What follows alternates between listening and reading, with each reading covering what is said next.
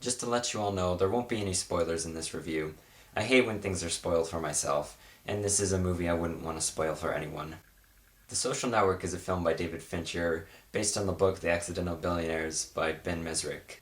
The director, David Fincher, has happened to direct a couple other movies you may have heard of. Those movies happen to be Benjamin Button, Seven, and Fight Club. For those who don't know, The Social Network is about the founding of Facebook and what happened after the founding of Facebook. With that said, the film is definitely one of the best films I've seen this year. I would have to see it again before I could rank it number one, but right now it's definitely behind Inception as the second best film that I've seen this year.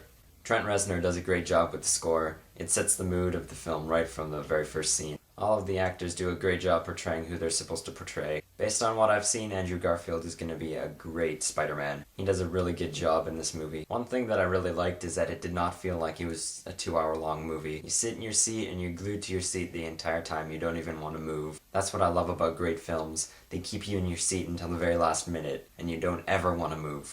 I went into this movie thinking it would be very serious and quite dramatic, but it ended up having quite a few funny parts as well.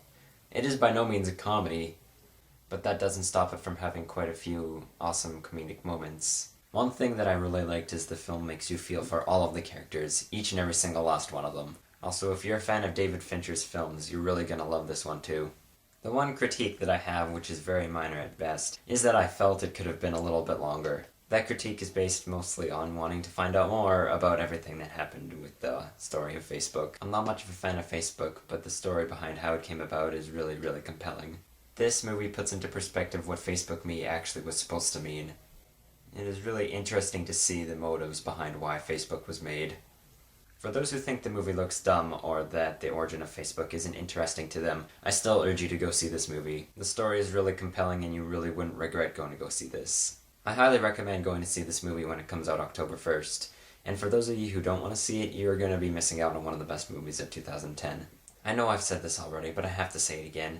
I really, really enjoyed this movie. I really think everyone should go see it on October 1st, and I would be really disappointed if this didn't get any Oscar nominations.